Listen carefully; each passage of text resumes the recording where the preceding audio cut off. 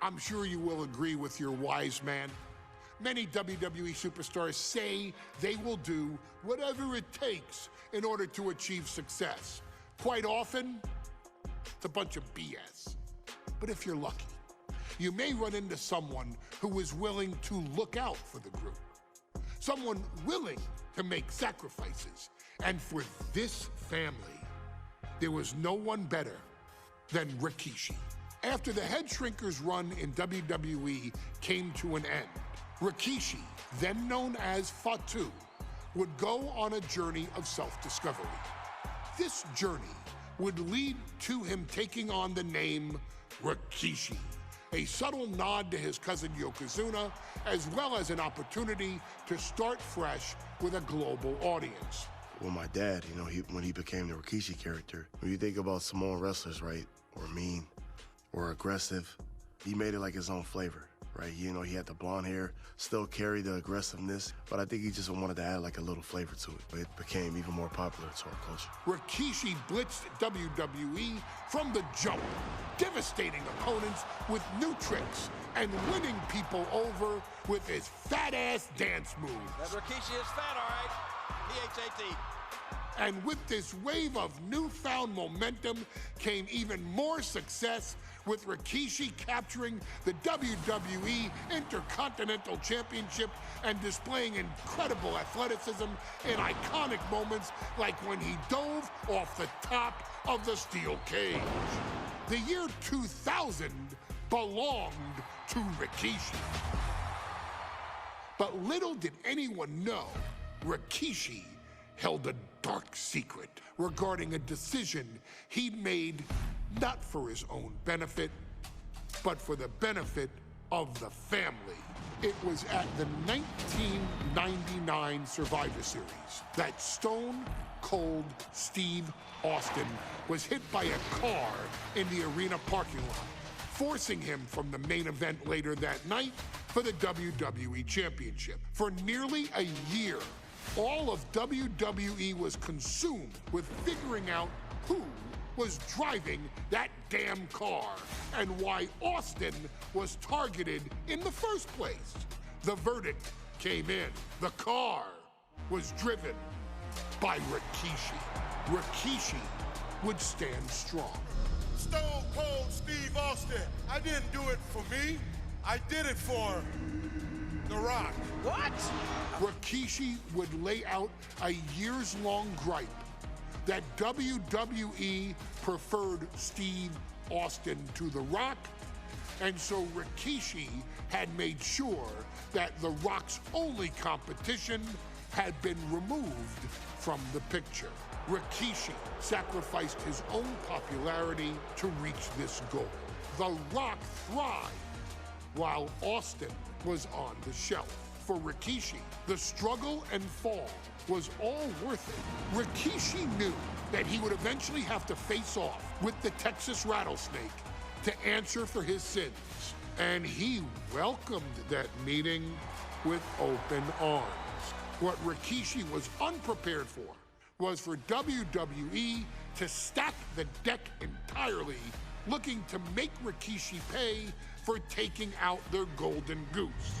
Stone Cold Steve Austin was allowed to drive his truck directly to the ring and was generally given the freedom to do whatever the hell he wanted in the name of revenge. We are going to make things right. This time, when Rikishi and Stone Cold Steve Austin lock horns, there will be no stacking of the deck. Someone willing to give of himself so that his family, this family, can succeed, deserves better. So get in there and showcase the never say die spirit that has led this family to victory time and time and time and time and time and time again. Use whatever weapon you can get your hands on and prove to Stone Cold Steve Austin that you will do anything for the people. The following contest is scheduled for one fall and is a no-holds-barred match.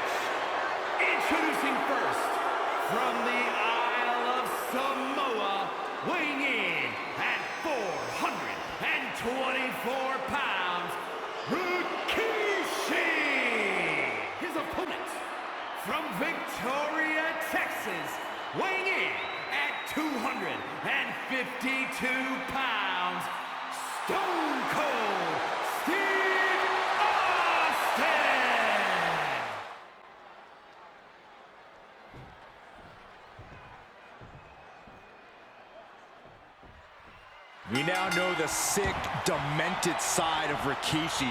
Rikishi almost cost Austin his life. Instead, he's here tonight to finish the job. Listen, Rikishi has seen members of his family be skipped over while other superstars skyrocketed to unimaginable heights. Rikishi feels it's The Rock's time, not Austin's. It's been a month of stunning revelations, all leading to the in-ring return of Stone Cold. And Byron, I just cannot see any legitimate reason to run over Stone Cold like Rikishi did last Survivor Series.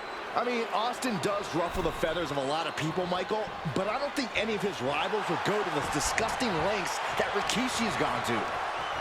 Chucked right out of the ring. Taken to the floor, and he's got no worries about the count. Look at this. He just tossed the leg. It might not be flashy, but sometimes you just got to toss another person to make a statement. Any and all momentum has been taken from Austin. Rikishi with an onslaught here against Austin. Dare I say, Stone Cold could be in trouble. We talk a lot about Austin being prepared for a fight. Talk about the Rattlesnake preparing to make Austin and Rikishi trading heavy artillery on the outside, and here comes the Rattlesnake. Stone Cold Steve Austin fired up and revenge on his mind. You got to think about how bad Austin has wanted this ever since Survivor Series last year. Been dying to get his hands on Rikishi. All of that venom, all of the vitriol inside of Austin being unleashed on Rikishi right now. Remember, this is no holds barred. Anything goes. Austin has Rikishi down. The Rattlesnake is red hot. And do you hear this capacity crowd? They want more from Stone Cold. All but he wants to see Rikishi get beaten down like a pile of human filth. And he's a step ahead of Austin. There's been a lot of vitriol coming from fans towards Rikishi these past few weeks, and this Albany crowd is continuing that pattern of disdain. You think Rikishi cares about the fans, though? No, not at all. He truly believes he's done something for his family, for his people. His family's respect is the only respect he's desperate for. Corey, let's go into Rikishi's mind when it comes to defeating Stone Cold. Rikishi has to be prepared to endure an emotional storm like he's never felt before. The big man must recover from that and use his weight to immobilize the Rattlesnake, because we know Austin will not stay down. And we know how despicable Rikishi has been, but to throw vinegar on the Rattlesnake's nest, Rikishi goes and destroys Austin's truck with a sledgehammer. Well, hell hath no fury like a man who has his car tampered with. It's just extra motivation for every fist Austin lands in this fight. And Rikishi slows Austin down with a thunderous right. Austin's in trouble. And now steel chair. Oh, and Austin, he just averted disaster there. And now Austin gonna deliver the punishment with the steel chair.